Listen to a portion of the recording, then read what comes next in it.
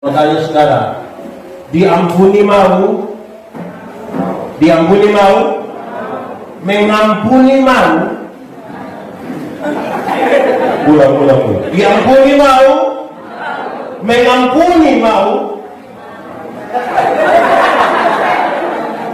ulang. Diampuni mau, mengampuni orang lain mau. Kau kuatkan di saat ku lemah, kau menopang di saat ku merasa gagal. Buah kelapa jatuh ke bawah, bukan ke atas. Kenapa buah kelapa jatuh ke bawah, bukan ke atas? Kenapa? Gaya gravitasi 100. Kalau jawab begitu waktu sekolah lulus. Tapi ada jawaban lain yang lebih menggoda kita. Kenapa buah kelapa jatuh ke bawah, bukan ke atas? Karena yang makan ada duduk di bawah. Ini jawaban memang agak lucu, tapi memang serius. Kenapa saudara tahu? Bayangkan Tuhan menciptakan alam semesta ini mendahului manusia. Manusia diciptakan yang paling terakhir supaya tinggal menikmati semua yang Tuhan siapkan. Nah, bayangkan kalau Tuhan cipta-cipta, Tuhan lupa cipta gaya gravitasi. Terus kelapa semua jatuh ke atas. Mati kau hidup. Mati kau hidup. Lu mati. Lu pecah. Oke, saudara-saudara. Poinnya gampang. Tuhan mengingat umatnya. Amin, Pak. Karena dia mengingat umatnya, dia bukan saja menciptakan kelapa jatuh ke bawah, tapi Natal itu peristiwa Tuhan mengingat umat. Kita semua berdosa untuk baik Tuhan datang bagi kita. Kedua, ini teka-teki. Jatuh di bawah, cari di atas. Apa baik? Jatuh di bawah, cari di atas. Apa itu? Tahu atau tidak? Doa. Jatuh di bawah, cari di atas. Apa itu? Dengan Yesus di bawah dan dipecah kurma. Ya, macam ini orang agama sekali. Jatuh di bawah, cari di atas. Kalau hujan kau seng bocor. Kan kalau dia menetes begini kan kita cari begini. Betul atau tidak? Tidak mungkin dia menetes. Kita cari, tidak tahu bagaimana. Tidak benar itu. Jatuh di bawah, cari di seluruh peristiwa yang terjadi di kolong langit ini. Jangan cari jawabannya di bawah, kita tambah masalah. Cari jawabannya di juga termasuk peristiwa Natal. Berusaha menggunakan jawaban-jawaban di kolong langit untuk memberi jawab terhadap persoalan Natal, kita tambah masalah. Harusnya kita cari jawabannya di mana? Supaya kita memahami bahwa kita hidup ini tidak terlepas dari persoalan-persoalan yang Tuhan atur dari atas. Amin kok? Supaya ketika saudara berjumpa dengan masalah, kita harus lihat bahwa ada hubungannya dengan yang di atas. Amin. Saya mau tanya, saudara punya masalah? Tidak usah omong.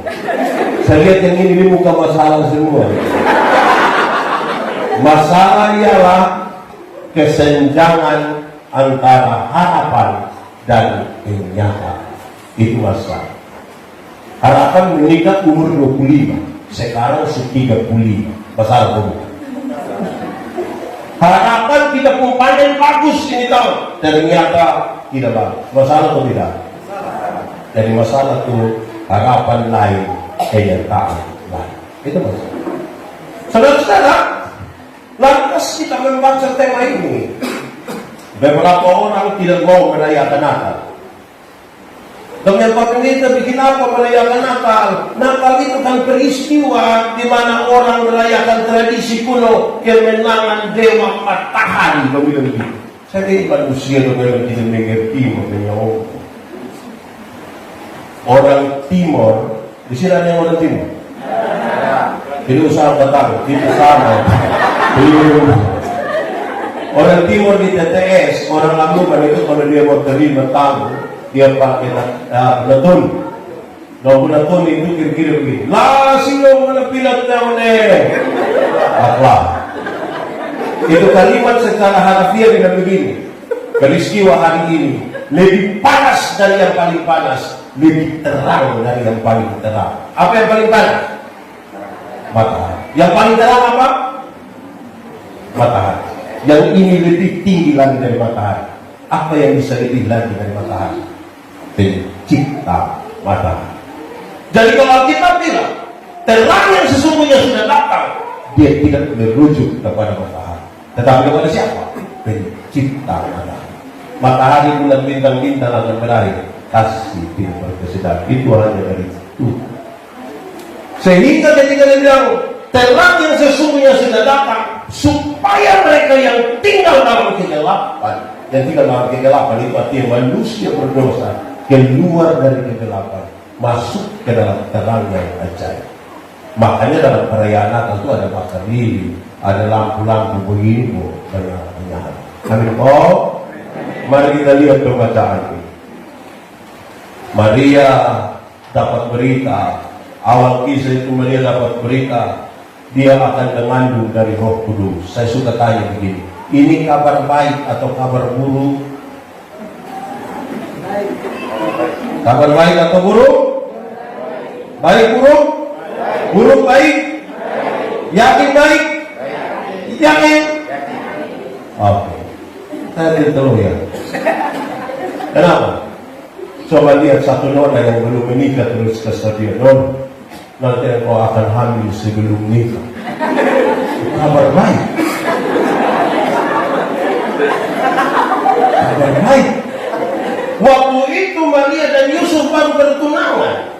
Bertunangan itu berarti keluarga laki-laki sudah datang kepada keluarga perempuan. Mereka resmi, tapi kalau boleh tidur sebagai suami istri, laki-laki pulang ke rumahnya, ke kampungnya, siap segala sesuatu kurang lebih 1 tahun, baru dia datang kembali kepada mempelai perempuan. Tidak dikasih tahu tanggal berapa, tapi biasanya terjadi pada waktu malam. Sepanjang masa penantian itu, mempelai perempuan tidak boleh melakukan kesalahan apapun. Dalam masa penantian itu, tiba-tiba Maria hamil. Kabar baik.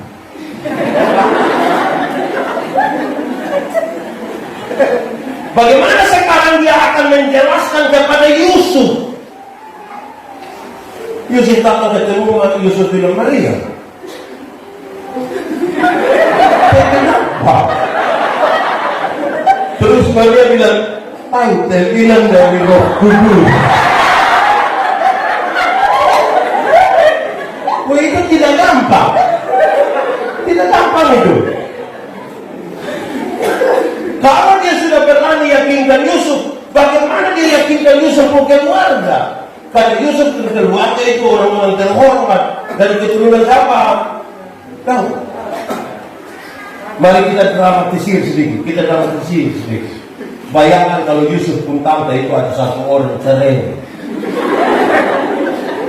Terus Yusuf dan Maria datang terus ini, dia pun tante Yusuf, muncul. Tanya itu kenapa? Saudara bisa bayangkan. Yusuf bilang, tidak terbilang ini. Itu saya rasa tidak nyambung. Itu saya yakin dia putar. Apalagi kalau dia putar ada gara roti sedikit. Saya rasa tidak nyambung. Nah, saudara, bagaimana kabar buruk ini bisa berubah menjadi kabar baik? Itu yang tadi. Karena tiap-tiap hari ini kita kadang-kadang berjumpa dengan kabar buruk. Mau Natal ke orang subakar kue, kita belum bertekunjung dan mama bisa lah subakar ini kue tidak enak kalau subakar. Kita ini kue itu. Anak-anak datang dia mama, pokoknya biar celana satu tidak apa, yang penting baju 4. Tiap hari kita berjumpa dengan masalah, dan bagaimana merubah ini masalah, kabar buruk ini jadi kabar baik. Dia kasih tahu, kalau ada masalah cari duluan ya. Tapi yang kedua dia kasih tahu, jangan hanya pikir diri sendiri. Maria dan Yusuf itu hanya pikir diri sendiri. Belajar pikir orang lain, tidak selesai dengan dirinya saja. Ini dari dia untuk kepentingan orang lain. Aku ini hamba Tuhan, janganlah kepadaku menurut perkataan. Orang nanti untuk tidak. Saudara tahu waktu jadi, setelah Yusuf akui. Kalau Yusuf tidak akui itu kan Maria tidak bersinah. Kalau bersinah dia dilempar dengan batu sampai mati. Kabar baik. Sekarang Yusuf sudah akui, ada sensus penduduk. Maka keluarlah Yusuf dan Maria dari Nazaret pergi ke Bethlehem, kira-kira 100 kilo dari sini Pisoe, jalan kaki. Kabar baik. Ibu hamil berjalan kaki 100 kilo, kabar baik. Sampai di situ tidak. Dulu suara auto, suara pick up ada. Lalu perjalanan sejauh itu kira-kira dong pakai apa? Tak goyang kok tidak? Mungkin.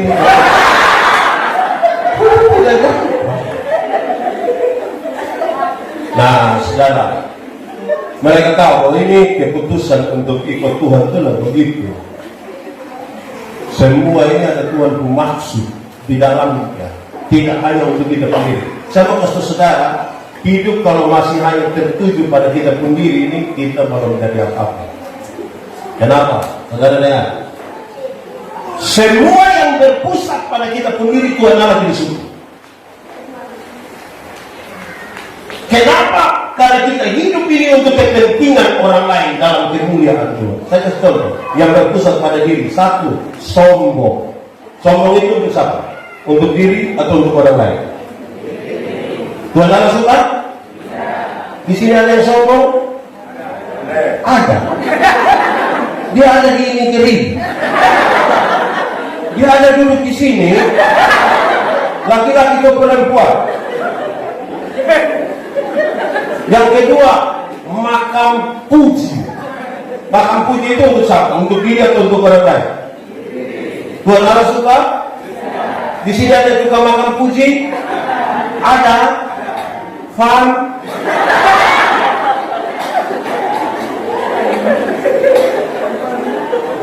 Saudara, kita hidup ini dari kita untuk orang lain bagi kemuliaan Tuhan. Saya kasih contoh, saya mau tanya saudara, kita makan mau untuk siapa? Kita makan untuk siapa? Makan untuk diri atau untuk orang lain? Saya mau buktikan kalau makan itu untuk orang lain. Saya kasih contoh. Kami suami-suami ini kalau lihat istri sakit, terus kami bilang begini, Mama, makan. Waktu Mama makan. Waktu mulut pagi. Mama makan. Kalau menurut tidak boleh dan kami kehabisan kata-kata dan dikatakan begini, Mama makan teh anak-anak dong masih kecil. Itu dia bangun langsung. Jadi dia makan sama untuk orang lain. Kita semua ada nama, betul? Ada? Kita punya nama untuk diri sendiri atau untuk orang lain? Nama untuk diri atau untuk orang lain? Untuk orang lain. Karena tidak ada orang memanggil namanya sendiri. Siapa yang mau dimakan dia bilang begini, Yani, dimakan. Kita punya nama ini untuk kepentingan orang lain. Amin. Oh, ini kita semua pakai pakaian, betul? Di sini ada di depan. Kita pakai pakaian ini untuk diri sendiri atau untuk orang lain? Untuk apa?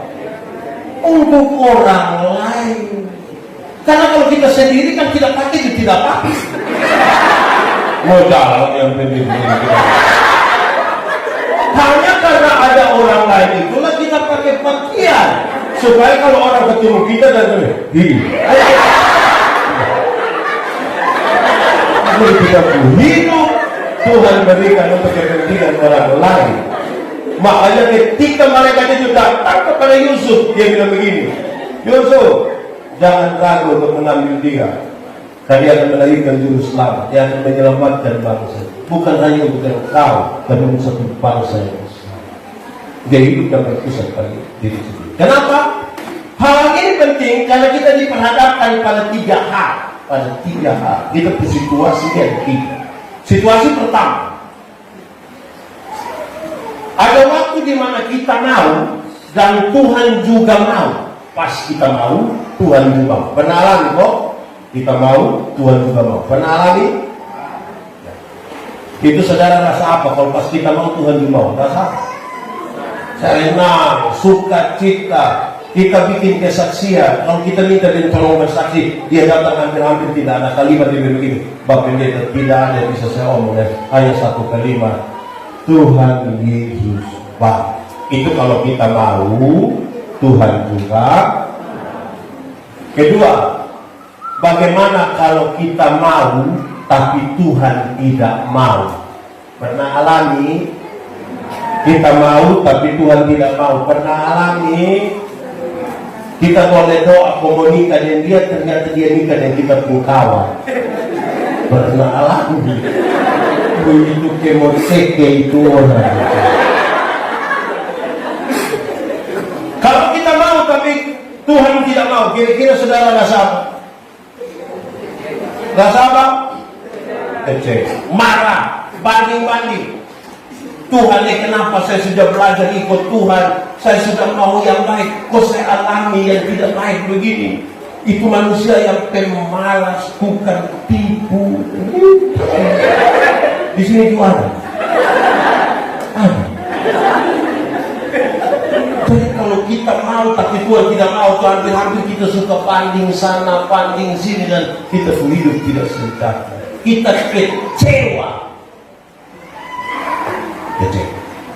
Ketiga situasi kita adalah kalau Tuhan mau tapi kita yang tidak mau. Pernah alami itu tidak? Tuhan mau tapi kita yang tidak mau. Pernah alami? Saudara tidak usah pikir yang pusing-pusing. Tuhan itu kan mau, misalnya kita berdamai, hidup sama-sama, itu kan pasti ada clash-clash sedikit. Misalnya suami istri pasti bakal lain sedikit-sedikit. Atau di sini suami istri tidak pernah bakal lain. Itu kemungkinan satu tinggal di Kupang, satu di Lampung Utara. Kita hidup sama-sama, itu ada bakal lain, ada bakal lain sedikit. Lalu Tuhan bilang begini, hei, ampuni.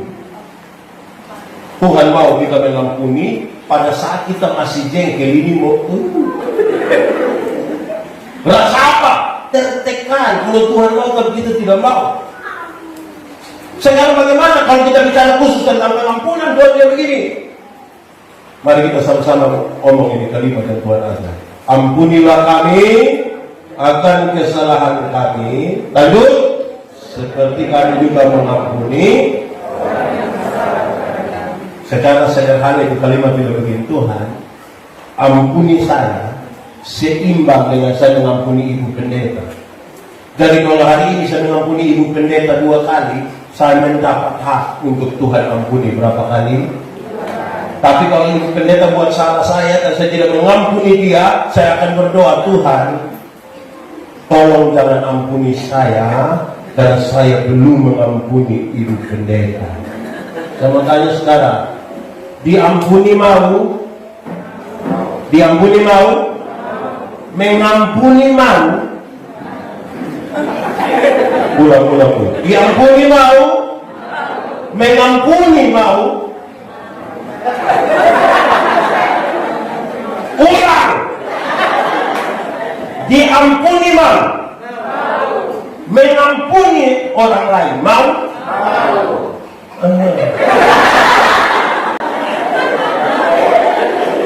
Tapi saudara tahu, pengampunan itu berjalan bersama-sama dengan pendamaian.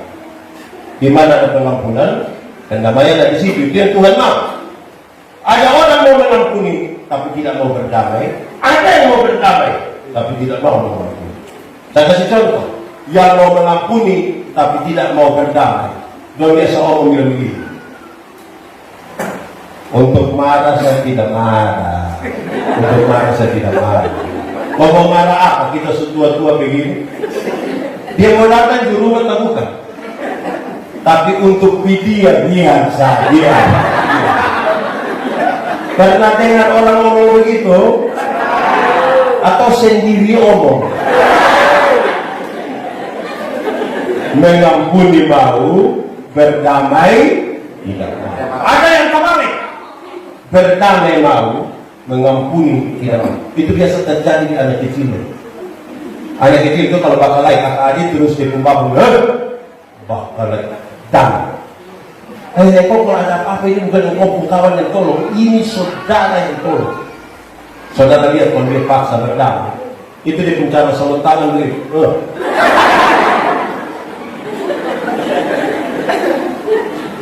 Cium, ini yang kau saudara, cium. Dia pencara cium itu sama ke lode.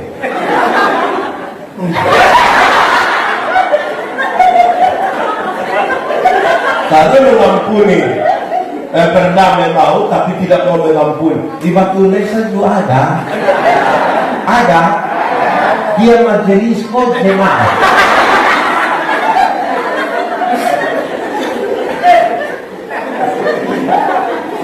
Saudara, pengampunan itu bantu kita kok kudas uang untuk kepahitan, balas dendam, energi negatif supaya Roh Kudus masuk di dalam kita dan kita bisa berbuat. Dia Tuhan mau begitu.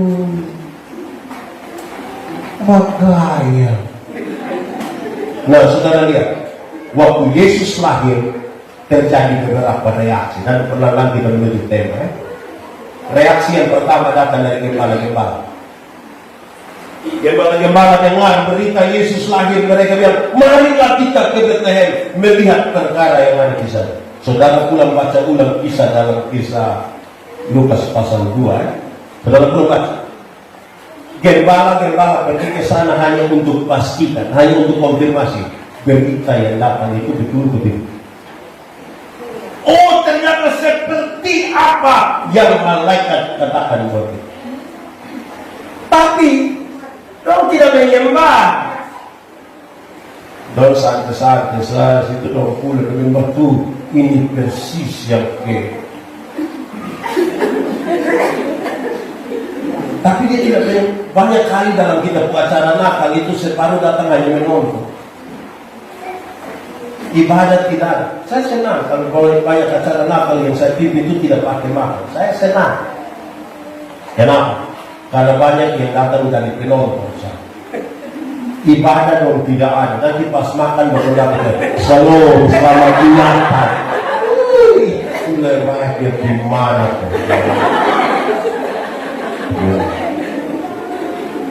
Kedua, Herodes itu sebenarnya dari awal sudah Yohanes Pembaptis berseru-seru di pada penantang. Woi, persiapkan jalan untuk Tuhan, luruskanlah jalan baginya. Belum tahu, tapi tidak heboh. Yang paling heboh itu adalah ketika Herodes tahu dari Alkitab berkata, maka gemparlah kota itu. Waktu Herodes tahu, sebab apa?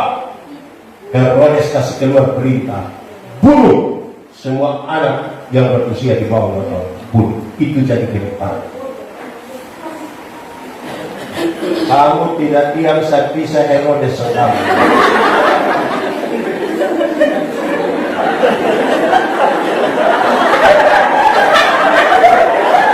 Nah, bunuh semua anak yang kecil umur di bawah 2 tahun.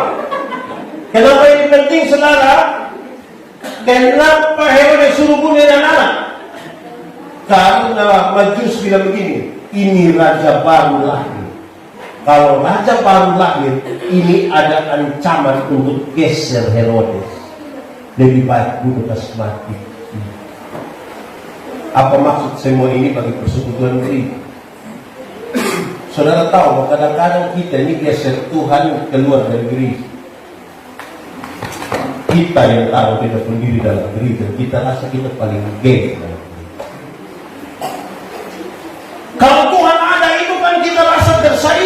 penyembahan hanya boleh datang kepada Tuhan, hormat hanya boleh datang kepada Tuhan, segala hanya ditujukan bagi Tuhan. Lantas kita yang duluan-duluan ini Tuhan kasih banyak. Pada waktu kita juga rindu untuk disembah, kita rindu untuk orang yang itu Tuhan memang tamat. Ketiga, reaksi para majus. Orang-orang majus itu belajar kalau ada tanda bintang begini, oh itu seorang raja bangla roti bawa emas kemudian datang sujud menyembah kepada. Padahal dorong sebenarnya bukan bagian dari orang-orang yang menantikan Yesus sebagai Yesus. Tapi dong yang datang dan menyembah. Silakan kita catat di tadi. Tapi mari kita lihat lanjutkan. Kita pun tema dia begini. Mereka akan menamakan dia Immanuel. Yang artinya apa? Allah beserta.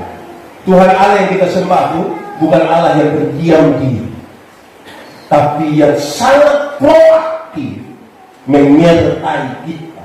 Kita baca Injil Matius pasal 1 dia bilang Allah menyertai kita. Pasal 28 ayat terakhir begini. Dan ketahuilah aku menyertai kamu senantiasa sampai kepada Tuhan Allah itu Tuhan yang menyertai. Di saat mana Pak Pendeta? Saat kita senang, saat kita susah, saat kita tertawa, saat kita menangis, saat kita hidup, saat kita mati, saat kita ada di dunia, saat kita ada di surga, Tuhan beserta kita. Koma di situ tambah. Tapi apakah kita sadar bahwa Tuhan ada menyertai kita begitu? Kalau Tuhan ada sama-sama dengan kita, dia bukan sekedar menjadi jalan, tapi dia menjadi tujuan. Saya kasih contoh. Tadi kami 4 orang datang dari Kupang, kami naik motor, kan kami mau jalan. Waktu kami sudah ada di dalam ini gedung kebaktian, jalan itu masih penting begitu. Itu jalan penting begitu. Yesus jangan hanya jadi jalan dalam hidupmu, tapi dia menjadi tujuan supaya dia tinggal bersama-sama dengan kamu di dalam rumahmu, di dalam gerejamu, maka hal-hal tadi itu geser. Tuhan kalau tinggal sama-sama dengan kita berubah. Saya mau kasih contoh. Bapak ibu, kita suami istri kalau bakalan bertengkar, tiba-tiba pendeta sampai, itu tiba-tiba kita bisa datang. Ada bakal setengah mati tiba-tiba pendeta sampai slow. Mari, itu baru pendeta, baru manusia. Apalagi kalau Tuhan ada dari kita berubah. Suami terlalu marah, kamu angkat tangan, tampilin dia istri di harinya. Untung baik Tuhan ada. Kalau tidak, kau mati untuk baik. Setiap kali istri terlalu marah, kau mau maki dia suami dan bapak. Untung baik Tuhan ada. Tadi dia pun maki dia takut. Karena Tuhan ada. Jangan sampai dia kaget, dia pakai air sudah. Pendeta ada ini, ampun. Ini hanya di mulut sama Bapak, di hati tidak. Di Bakulesa juga ada. Itu ibu ada duduk di sini. Dia pada besar, kok pada kecil.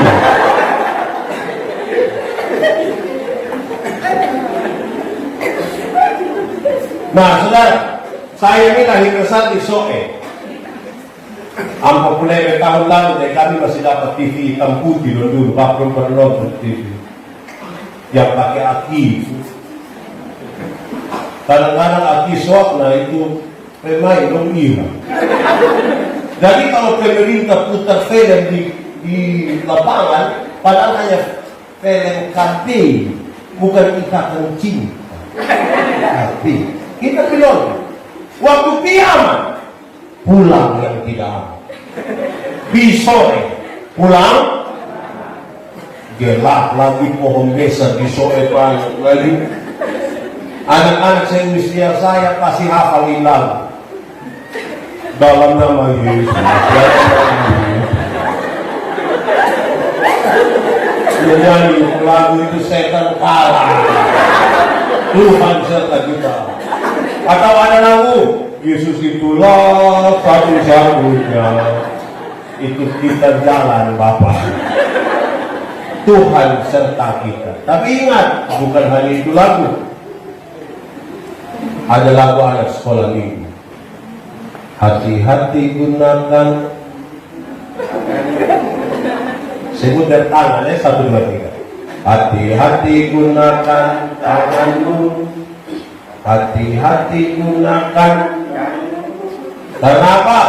Karena Bapa di surga melihat ke bawah. Hati-hati gunakan.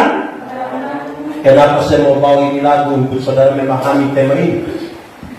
Saya mau tanya saudara, apa yang saudara berbuat ketika tidak ada orang lain lihat saudara? Apa coba yang kita bikin pada saat tidak ada satu pasang mata pun yang lihat kita? Kira-kira bikin apa? Oh.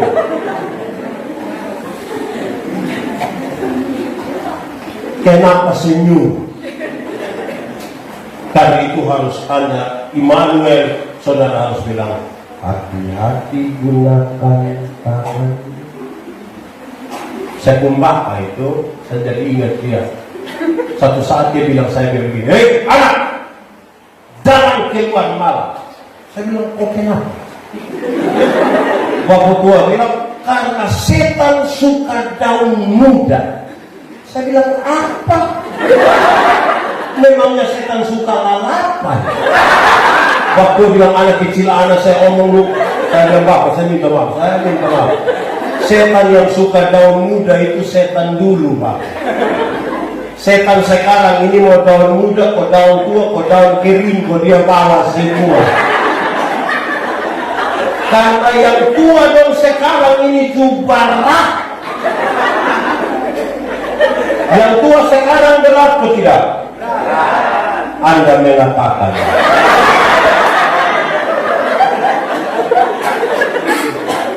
Karena itu berabad-abad lamanya orang timur di TTS selalu bilang PKK.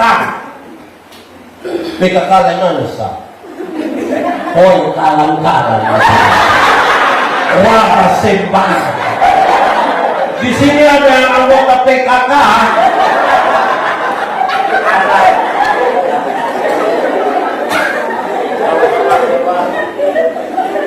Yang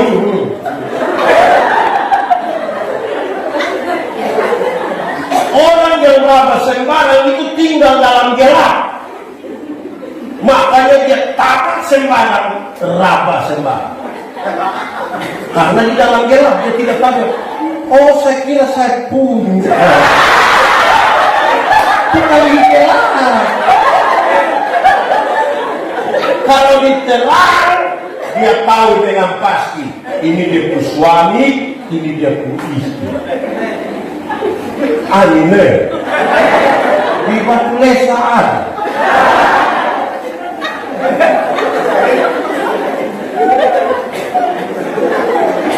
Saudara, kalau kita sedang ini bisa lihat sesuatu di gelap begitu. Kalau orang di dalam gelap bisa lihat kita di terang. Tapi kenapa banyak orang sudah diterang tapi dia selalu lihat di gelap? Dia punya jawaban gampang. Pak, kami sudah ada di terang tapi dia di gelap. Itu kan dia punya cara lihat begini.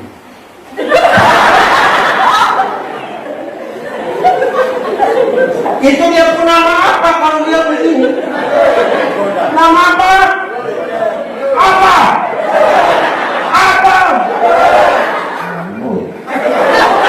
Kalau dia sumaloi begini, tidak lama dia akan begini.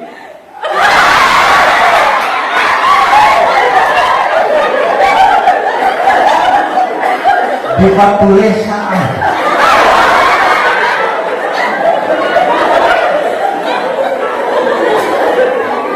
Allah Immanuel itu ada dengan kita. Jadi waktu kita begini, hati-hati gunakan. Oh, kan dia tahu. Allah Immanuel Jadi jangan sampai, Tuhan jangan bawa kami dalam pencobaan Tuhan karena saya bendahara, tiap hari saya urus uang. Tuhan jangan bawa saya pada pencobaan karena nona-nona kampung gagah. Bukan sama kemampuan orang di rumah kita punya kurang betul begini. Tuhan jangan bawa kami dalam pencobaan karena roh memang penurut, tapi coba angkat tangannya di daging mulai mana? Pentingnya penyertaan Tuhan itu ada di situ. Jadi saudara kira, saudara buat apa Tuhan tidak tahu.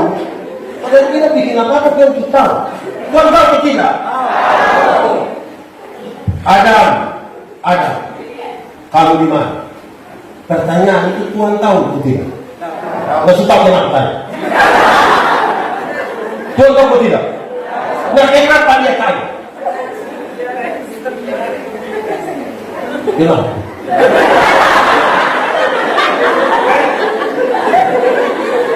Bertanggung jawab.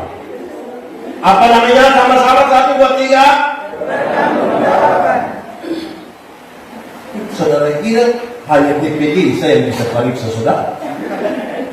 Tuhan tidak periksa saudara? Allah Immanuel dia menyertai kita. Dan dia melihat kita. Termasuk yang kita yang pemalas datang ke gereja. Saya tanya, kenapa yang paling banyak ikut gereja di hari ini ibu-ibu, nona-nona ibu-ibu? Nah, ini mama janda semua. Mama janda kok? Tidak. Bapak. Ini mama dong. Jangan senang sendiri. Setel bagus-bagus datang gereja kita tanya, Bapak. Cuma beri, tahu sendiri teh.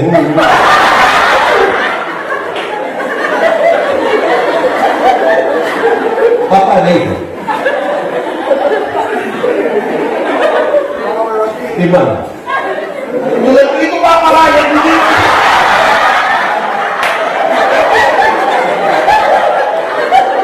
Ini Bapak nonton satu. Kita ya Bapak, kenapa kok tidak pergi gereja? Bapak pendeta waktu Bapak menteguhkan kami di pernikahan itu kami dua telah menjadi satu. Jadi kalau mama supina sama sudah dengan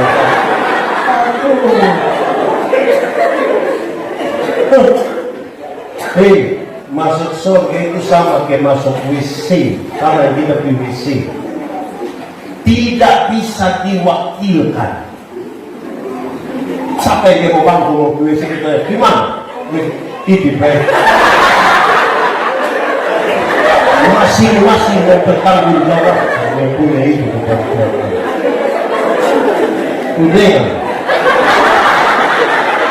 Kudengan sekali anak-anak dong ini kok. Wah, dikarenakan ini peristiwa Tuhan cinta kita luar biasa. Dia mau datang bagi kita. Saudara, kita semua yang kita cari di dalam dunia ini terbatas. Ada batas. Tidak akan ada yang tidak ada batas di dalam dunia. Tapi yang di dalam Tuhan itu baik untuk kehidupan hari ini dan di zaman yang akan datang. Tapi kita ini lebih cari yang dunia mau. Karena itu saudara, mari kita dapat Allah Immanuel itu, dia tidak mau biarkan kita sendiri. Dia bukan Allah yang diam-diam. Dia bukan seperti patung batu yang berdiri dan menatap kita. Dia mengikuti kita dalam perjalanan hidup kita setiap hari. Supaya hidup kita ini berkenan kepada Tuhan. Saudara, kadang-kadang kita bilang kita orang Kristen, tapi kita ini tidak menyembah Tuhan yang bakal hidup kita. Bang marah dari istri hidup kita. Ada nona 3, istri 2 hidup kita. Tengok apa saya? Saya mau tanya, di kebun ada aturan atau tidak? Di kebun ada aturan atau tidak? Ada tidak? Tanam, darah, berapa itu ada aturan. Di pasar ada aturan atau tidak? Ada. Di laut ada aturan atau tidak? Masa dalam gereja, dalam menyembah Tuhan tidak boleh ada Tuhan? Tapi dasarnya kita sering tidak mau diatur. Kita hidup mau ikut, kita mau. Sehingga ketika Roh Kudus itu mau datang kepada kita itu bertolak belakang dengan kita pun keinginan. Akhirnya Natal itu menjadi sebuah peristiwa yang kita rasa sudahlah, yang penting ada dan segala. Habis Natal begitu. Ada orang yang dia berdamai itu hanya tanggal 24 dan 25. 24 malam itu dia datang, aduh selalu minta maaf proses, aduh. Itu 24.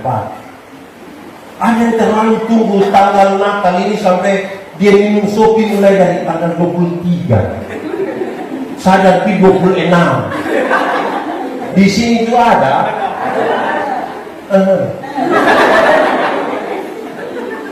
Hei, saya mau tanya ibu-ibu dulu. Ibu-ibu, ini nona semua. Ibu-ibu, melahirkan sakit atau tidak? Terlalu sakit. Soalnya hanya dari luar kau bilang Yesus. Saya bilang Yesus saja bayangkan tidak kawin anak sebagai saya. Itu. Ketika malam di mana kita merenungkan kelahiran Yesus, justru orang lebih sibuk yang main petasan, gas, motor, pintakan. Ibu-ibu mana yang sakit pelagipun pada sakit setengah mati? Oh, kalau kamu sakit tolong main petasan dulu. Ibu-ibu mana yang sakit pelagipun kalau sakit tolong putar lagu. Bapak mantu dari Uin.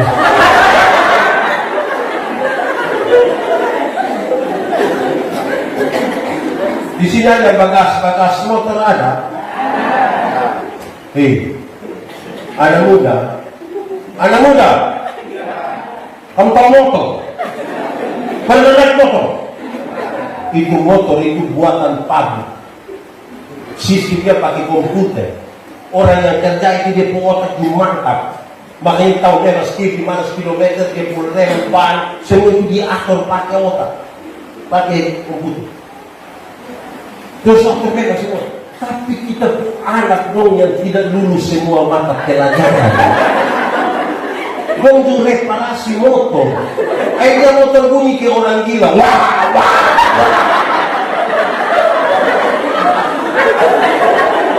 Setiap kali kamu lihat wah itu orang pun doa hanya satu. Kau mati banyak. Orang tua pilih supaya dengan doa kita selamat sejahtera. Kadang-kadang kita pun gak sembarang orang bilang. Di sini juga ada. Siapa pun ada. Enak-enak kalau tidak keserong Indonesia dan Subagaya. Padahal orang tua boleh utang setengah mati gara-gara itu motor. Betul. Hei, orang tua itu pun sampai dong omong bilang, anak, yang penting kamu mau sekolah tinggi papa dan mama ikat perut itu tidak apa. Dong omong ikat perut itu bukan berarti dong mau pakai stabil. Itu dong utang. Kamu HP itu utang. Dong utang. Motor utang. Pakai yang baik, kau jangan mengaya. Untuk yang baik dalam Tuhan, supaya dari motor pun cara jalan, cara pakai pakaian, cara naik motor, memang anak Tuhan jalan Tuhan. Kita punya bersaudara juga baik. Di sini kasih persaudaraan baik, Saya senang di sini benar. Saya senang kalau kasih persaudaraan karena ada banyak orang yang lebih akrab dengan orang lain daripada dengan saudara sendiri. Saya baca di anak-anak muda di Facebook dan tulis begini. Kawan rasa saudara. Kawan rasa. Tapi dia saudara dia tulis. Saudara rasa setan. Itu berarti kasih saudara. Oke, saya ingin lagi teman-teman. Ada satu keluarga yang siap mulai dari tahun baru dia mau menyiapkan 1 tahun untuk menyambut kelahiran Yesus. Bapak mama dan anak-anak duduk sepakat, kira-kira kita buat sesuatu untuk Yesus apa? Oke, mari kita buat lomba. Kita bikin lomba buat pelungan. Kira-kira Yesus datang, Yesus mau tidur di sahabat pun. Lalu bapak buat dia punya, mama buat dia punya, anak buat dia punya. Tapi ada syarat. Ini pelungan harus berisi jerami. Bagaimana jerami itu bisa taruh di atas pelungan, di dalam pelungan itu? Setiap perbuatan baik taruh 1 jerami. Contoh, bangun tidur langsung berdoa. Baik atau tidak? Nah, ada 1 jerami taruh di situ. Bangun tidur lihat orang tua langsung dia, "Shalom Bapak, shalom Bapak." Baik atau tidak? Ada 1 taruh. Bangun tidur lihat rumah kasihan langsung sapu, langsung menyimpan. Baik atau tidak? Ambil 1. Nah, tiba-tiba petasan bunyi, dia mati. Baik atau tidak? Baik atau tidak? Oh, kalau tidak baik, dia ambil yang di dalam, terus keluar. Jadi kalau baik tambah 1, tidak baik sampai malam Natal dong harap-harap cemas Tuhan Yesus datang. Tunggu tidak. Tiba-tiba Tuhan Yesus datang. Dan dulu cerita pada sejam ini Tuhan baru tahu di mana? Baru kepala rumah tangga bilang, Tuhan ini kami siap 1 tahun ini kalau Tuhan datang. Nah, kami bikin lomba, bikin pelungan, dia cerita di cara itu. Soalnya di situ kira-kira Tuhan tidur di mana? Oh, saya punya ini. Tuhan itu saya tidak mau tidur di kampung pelungan. Tuhan, kurang baik kok? Iya, dan saya tidak mau tidur di kampung pelungan. Lalu bagaimana Tuhan? Saya tidak akan tidur di kampung pelungan, tapi saya mau tinggal di dalam ini rumah. Kenapa mau tinggal dalam ini rumah Tuhan? Saya mau tinggal di ini rumah karena semenjak kamu mempersiapkan untuk menyambut kelahiran saya, di ini rumah ini penuh dengan damai. Bapak sudah cukup mama sudah mati lagi, selingkuh mulai tidak ada, dikubur dong kita kasih kuku. Anak-anak belum tahu hormat orang tua. Kita ada salah dimaafkan. Jadi kamu rumah baik sekali. Dan dalam rumah yang baik begitu itu saya akan tinggal terus di rumah. Bisa tangkap sesuatu dari yang saya lihat. Bisa. Tuhan mau tinggal dalam rumah begitu, yang penuh dengan kasih, damai, persaudaraan, penuh maaf, yang selesai dengan diri kita dan tidak hidup hanya untuk tingkat dengan orang lain.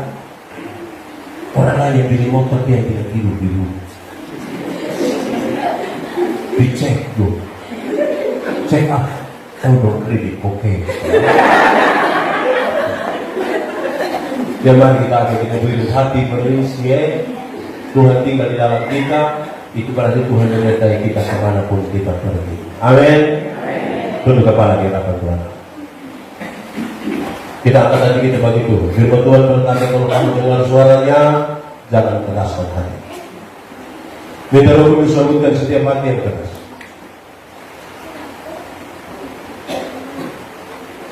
Biar hari ini menjadi baik bagi kita.